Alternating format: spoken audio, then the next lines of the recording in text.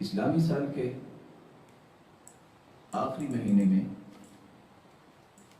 جو پہلے 10 دن ہوا کرتے ہیں ان کو عشر ذی الحجہ کہا جاتا ہے۔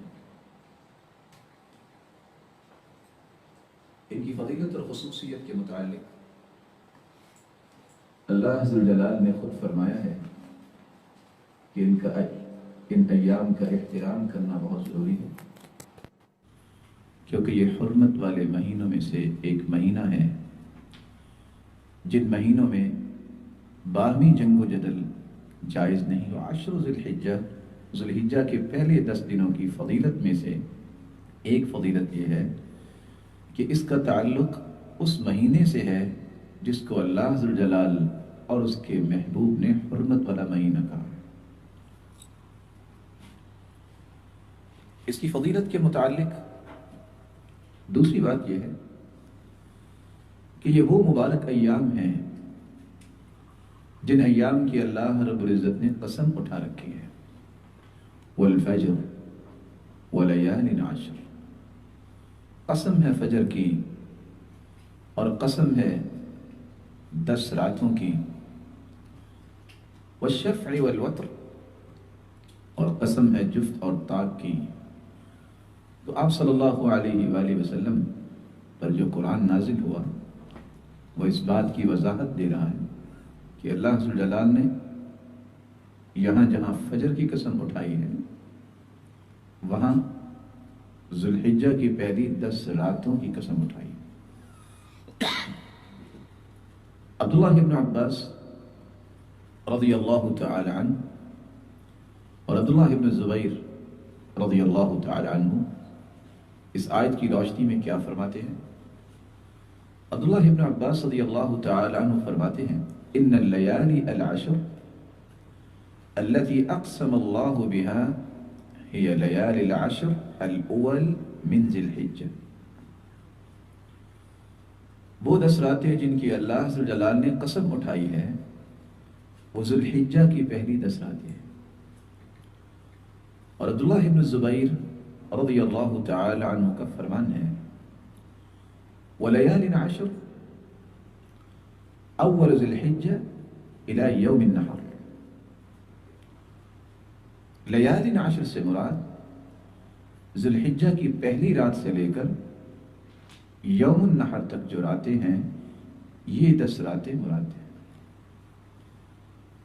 اور سیدنا مسروق رحمہ اللہ فرمایا کرتے تھے لیال العشر ہی افضل ایام السنہ، ذی الحجہ کی پہلی 10 راتیں یہ سال کے افضل ترین ایام کی راتیں ہیں۔ عشر ذی الحجہ، ذی الحجہ کے پہلے 10 دنوں کی فضیلت کے متعلق تیسری بات یہ ہے کہ اللہ عز و جلال نے ان 10 دنوں میں خصوصی طور پہ اپنے ذکر کرنے کا حکم دے رکھا ہے، وَيَذْكُرُ مَا رَزَقَهُمْ وَيَذْكُرُ اسْمَ اللَّهِ فِي أَيَّامٍ مَّعْلُومَاتٍ عَلَى مَا رَزَقَهُمْ مِن بَهِيمَةِ الْأَنْعَامِ۔ ان معلوم دنوں میں اللہ عز و جلال کا ذکر کرنا ہے جو انہیں اللہ عز و جلال نے دے رکھے ہیں۔ عَلَى مَا رَزَقَهُمْ مِن بَهِيمَةِ الْأَنْعَامِ، اللہ نے دیا کیا ہے ان پالتو چوپایوں کو بھی اللہ کے سامنے پیش کیا جاتا ہے اور اللہ کا ذکر کیا جاتا ہے۔ سیدنا عبداللہ ابن عباس رضی اللہ تعالی عنہ بیان کرتے ہیں، اسی طرح ابو موسیٰ اشعری رضی اللہ تعالی عنہ، مجاہد، قتادہ، عطاء، سعید بن جبیر، حسن بصری، ضحاک، عطاء الخراسانی، ابراہیم النخعی، امام شافعی اور امام احمد بن حنبل رحم اللہ الجمیع، ان تمام کا یہی موقف ہے کہ ایام معلومات یہ جو چند دن ہیں اس سے مراد ذی الحجہ کے پہلے 10 دن۔ ان 10 دنوں کی عظمت کی چوتھی بات یہ ہے کہ یہ ذی الحجہ کے پہلے 10 دن سال کے افضل ترین دن ہے۔ صحیح ترغیب کی روایت ہے 1150، سیدنا جابر رضی اللہ تعالی عنہ فرماتے ہیں رسول اللہ صلی اللہ علیہ وسلم نے فرمایا افضل ایام الدنیا ایام العشر، سال کے تمام دنوں میں سب سے افضل دن ذی الحجہ کے پہلے 10 دن ہیں۔ قیل ولا مثلہن فی سبیل اللہ، کیا اس جیسے دن اللہ کی راہ میں نکلنے میں بھی نہیں؟ قال ولا مثلہن فی سبیل اللہ الا رجل عفر وجہہ فی التراب، اللہ کی راہ میں انسان نکلے اور پھر اپنے چہرے کو گرد آلود کرے، یعنی اللہ کے سامنے اپنے آپ کو پیش کرے، تو وہ 10 دن اس سے افضل ہو سکتے ہیں۔ ان 10 دنوں کی عظمت کی 5ویں بات یہ ہے، ان 10 ایام میں یوم عرفہ بھی آتا ہے، اور یوم عرفہ عظیم ترین دن ہے۔ ان 10 ایام کی فضیلت کی 6ٹھی بات یہ ہے کہ ان 10 ایام میں یوم النحر بھی آتا ہے، جس کو عظیم ترین دن کہا گیا ہے۔ رسول اللہ صلی اللہ علیہ وآلہ وسلم کے صحابی سیدنا علی بیان کرتے ہیں یوم الحج الاکبر یوم النحر، حج اکبر سے مراد یوم النحر 10 ذی الحجہ کا دن ہے۔ تو جس دن کو یوم الحج الاکبر کہا گیا ہے وہ انہی 10 دنوں میں ایک دن ہے۔ اس کی عظمت کا 7واں پہلو یہ ہے کہ ان 10 دنوں میں اللہ عز و جلال نے بڑی بڑی عبادتوں کو جمع کر دیا ہے۔ حافظ ابن حجر اسقلانی رحمۃ اللہ علیہ صحیح بخاری کی شرح میں لکھتے ہیں والذی یظہر ان السبب فی امتیاز 10 ذی الحجہ لمكان اجتماع أمهات العبادة فيه وهي الصلاة والصيام والصدقة والحج ولا يتأتى ذلك في غيره۔ ذی الحجہ کے ان 10 دنوں کی ممتاز ہونے کی جو وجہ سامنے آتی ہے وہ یہ ہے کہ ان ایام میں تمام بڑی بڑی عبادات اکٹھی ہو جاتی ہیں۔ نماز اگرچہ انسان سارا سال پڑھتا ہے، ان 10 دنوں میں نماز تو پڑھنی ہے، روزہ ہے،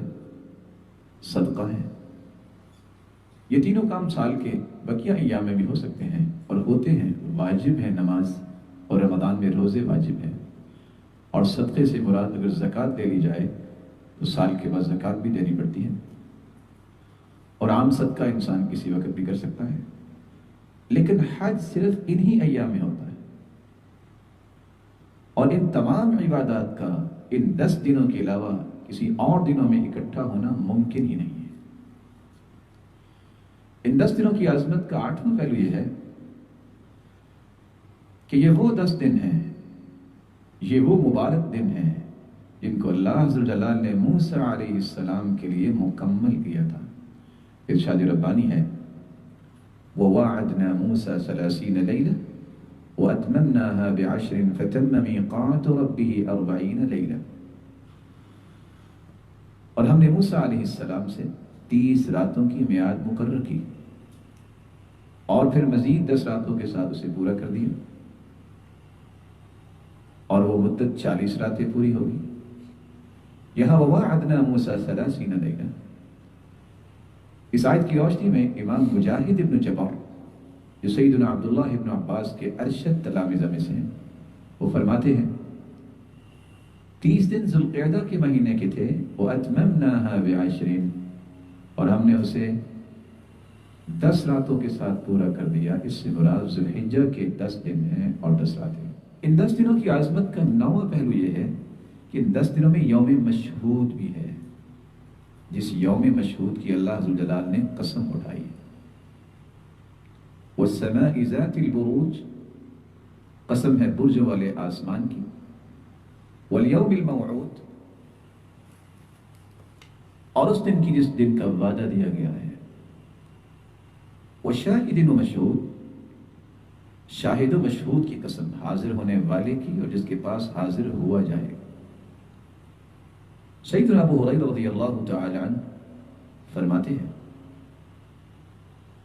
کہ اس آیت کے اندر شاہد سے مراد جمعے کا دن ہے، مشہود سے مراد عرفات کا دن ہے، مشہود سے مراد یوم عرفہ ہے، اور موعود سے مراد قیامت کا دن ہے، اور شاہد سے مراد جمعے کا دن ہے۔ اور صحیح الجامع کی روایت ہے 8200 رسول اللہ صلی اللہ علیہ وسلم نے فرمایا الیوم الموعود یوم القیامہ، یوم موعود سے مراد قیامت کا دن ہے، وَإِنَّ الشَّاهِدَ يَوْمُ الْجُمْعَةِ، اور شاہد سے مراد یوم الجمعہ ہے، وَإِنَّ الْمَشْهُودَ يَوْمُ عَرَفَةِ، اور مشہود سے مراد عرفے کا دن ہے، وَيَوْمُ الْجُمْعَةِ ذَخَرَهُ اللَّهُ لَنَا، اور جمعے کا وہ دن ہے جو اللہ نے ہمارے لیے ذخیرہ کر رکھا ہے، وَصَلَاةُ الْوُسْطَىٰ صلاۃ العصر، اور درمیانی نماز سے مراد عصر کی نماز ہے۔ ان 10 دنوں کی عظمت کا 10واں پہلو یہ ہے کہ یہ وہ عظیم دن ان 10 دنوں میں آتا ہے جس میں اللہ عز و جلال نے اپنی نعمت اسلام کو پورا کیا اور دین کو مکمل کیا۔ صحیح بخاری کی روایت ہے 45 جس میں اس بات کا تذکرہ ہے کہ ایک آدمی یہودیوں میں سے سیدنا عمر رضی اللہ تعالی عنہ کے پاس آیا اور آگے کہتا ہے یا امیر المؤمنین آیت فی کتابکم تقرؤونها لو علینا معشر اليہود نزلت لاتخذنا ذلك اليوم عیدا۔ امیر المؤمنین، آپ کی کتاب میں ایک ایسی آیت ہے جس کی آپ تلاوت کرتے ہیں، اگر وہ آیت ہمارے یہودیوں پر نازل ہو جاتی تو ہم اس دن کو عید کا دن بنا لیتے جس دن میں یہ عظیم آیت نازل ہوتی۔ تو سیدنا عمر رضی اللہ تعالی عنہ نے سوال کیا ایو آیت، کون سی آیت؟ تو یہودی نے کہا الیوم اکملت لکم دینکم واتممت علیکم نعمتی ورضیت لکم الاسلام دینا۔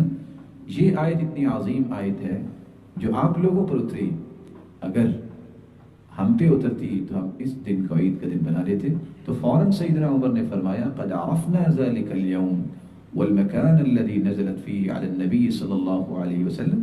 وهو قائم بعرفة يوم جمعة۔ ہم اس دن کو بھی اور اس جگہ کو بھی جانتے ہیں جہاں یہ نازل ہوئی تھی۔ رسول اللہ صلی اللہ علیہ وسلم عرفہ کے مقام پہ کھڑے ہوئے تھے اور وہ جمعے کا دن تھا، اور یہ دن ہمارے لیے عید کا دن ہے۔ ان 10 دنوں کی عظمت کا 11واں پہلو یہ ہے کہ یہ وہ 10 دن ہیں جن میں ایک دن وہ ہے جس دن اللہ عز و جلال نے لوگوں سے اپنی ربوبیت کا وعدہ لیا تھا۔ وَإِذْ أَخَذَ رَبُّكَ مِنْ بَنِي آدَمَ مِنْ ظُهُورِهِمْ ذُرِّيَّتَهُمْ وَأَشْهَدَهُمْ عَلَىٰ أَنفُسِهِمْ أَلَسْتُ بِرَبِّكُمْ قَالُوا بَلَىٰ شَهِدْنَا أَن تَقُولُوا يَوْمَ الْقِيَامَةِ إِنَّا كُنَّا عَنْ هَذَا غَافِلِينَ۔ جب تمہارے رب نے آدم کی اولاد سے، جو ان کی پیٹھوں سے ان کی اولاد نکالی، تو ان سے خود ان کے مقابلے میں اقرار کرا لیا تھا، پوچھا تھا کیا میں تمہارا رب نہیں؟ وہ کہنے لگے کیوں نہیں، ہم گواہ ہیں کہ آپ ہماری رب ہیں۔ یہ اقرار اس لیے کروایا تھا کہ قیامت کے دن کہیں یوں نہ کہنے لگ جاؤ کہ ہمیں تو اس کی خبر ہی نہ تھی۔ سیدنا عبداللہ ابن عباس رضی اللہ تعالی عنہ فرماتے ہیں، صحیح الجامع کی روایت ہے 7101 ان اللہ اخذ المیثاق من زہر آدم بنعمان یوم عرفہ۔ اللہ تعالیٰ نے عرفہ کے مقام پر آدم علیہ السلام کی پشت سے ان کی ساری اولاد کو نکالا اور ان سے پختہ وعدہ لیا۔ وَأَخْرَجَ مِنْ صُلْبِهِ كُلَّ ذُرِّيَّةٍ زَرَعَهَا فَنَسَرَهُمْ بَيْنَ يَدَيْهِ كَالزَّرِّ۔ وَأَخْرَجَ مِنْ صُلْبِهِ كُلَّ ذُرِّيَّةٍ، اللہ عز و جلال نے آدم کی ساری اولاد کو نکالا، زَرَعَهَا فَنَسَرَهُمْ بَيْنَ يَدَيْهِ، اور اپنے سامنے پھیلایا، اور اپنے سامنے پھیلایا کس طرح؟ كَالزَّرِّ ثُمَّ كَلَّمَهُمْ، اس طرح وہ ذرات کی طرح پھیلائے گئے، پھر مالک الملک نے ان سے کلام کی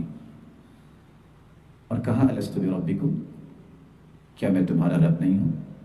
تو اللہ عز و جلال نے آدم کی تمام اولاد سے اپنی ربوبیت کا وعدہ لیا، اور یہی کام یوم عرفہ کے دن۔ ان 10 دنوں کی فضیلت کا 12واں پہلو یہ ہے کہ اللہ رب العزت کے ہاں افضل ترین دن یہ ذو الحجہ کے پہلے 10 دن ہیں۔ مسند احمد کی روایت ہے، سیدنا عبداللہ ابن عمرو بن عاص رضی اللہ تعالیٰ عنہ فرماتے ہیں، میں اللہ کے رسول صلی اللہ علیہ وسلم کے پاس تھا تو اعمال کا تذکرہ کیا گیا، تو آپ نے فرمایا ما من ایام العمل فیہن افضل من هذه العشر، قالوا یا رسول اللہ الجہاد فی سبیل اللہ، قال فأكبره فقال ولا الجهاد إلا أن يخرج رجل بنفسه وماله في سبيل الله ثم تكون مهجة نفسه فيه۔ آپ صلی اللہ علیہ وسلم نے فرمایا کوئی بھی دن ایسا نہیں جس میں کیا ہوا عمل ان دنوں میں کیے ہوئے عمل سے بڑھ کے افضل۔ صحابہ کرام نے سوال کیا، اے اللہ کے پیارے پیغمبر، اللہ کی راہ میں جہاد بھی افضل نہیں ان دنوں میں کیے ہوئے اعمال سے؟ آپ نے اس سوال کو بڑا جانا اور کہا جہاد بھی نہیں، البتہ وہ آدمی جو اپنی جان اور مال لے کر نکلے تو اس کا خون اسی میں بہہ جائے، تو اس شخص کا عمل ان 10 دنوں میں کیے گئے اعمال سے افضل ہوگا۔ وكان سعيد بن جبير إذا دخل أيام العشر اجتهد اجتهادا شديدا حتى ما يكاد يقدر عليه۔ اس لیے سعید بن جبیر رحمہ اللہ اس قدر محنت کیا کرتے ان 10 دنوں میں اپنی طاقت سے بڑھ کر، جو عام دنوں میں اس قدر محنت نہ کیا کرتے۔ رسول اللہ صلی اللہ علیہ وسلم نے جہاں پاکیزہ ایام کہا ہے اور ان دنوں میں کیے گئے اعمال کو پاکیزہ کہا ہے، وہاں محبوب ترین عمل بھی کہا ہے۔ ما من ایام العمل الصالح فيها ما من أيام العمل الصالح فيها أحب إلى الله من هذه الأيام، يعني العشرة۔ 10 ذو الحجہ میں کیا ہوا 10 ذو الحجہ میں کیا ہوا نیک عمل کسی اور دن میں کیے ہوئے نیک عمل سے اللہ کے ہاں محبوب نہیں۔ یہاں بھی سوال کیا گیا تو آپ نے وہی جواب دیا، جیسا کہ سنن ابی داؤد کی روایت ہے 2438 اور سنن ابن ماجہ کی روایت ہے 1727۔ تو رسول اللہ صلی اللہ علیہ وآلہ وسلم نے ان 10 دنوں میں کیے گئے اعمال کو افضل ترین عمل بھی کہا اور پاکیزہ عمل بھی کہا، اور اس کے ساتھ ساتھ عظیم عمل اور محبوب عمل بھی قرار دیا۔ اللہ عز و جلال ان دنوں کی عظمت کو پہچاننے، ان کو غنیمت سمجھنے اور ان ایام میں نیکی کے لیے اپنے آپ کو قائم کرنے کی توفیق عطا فرمائے۔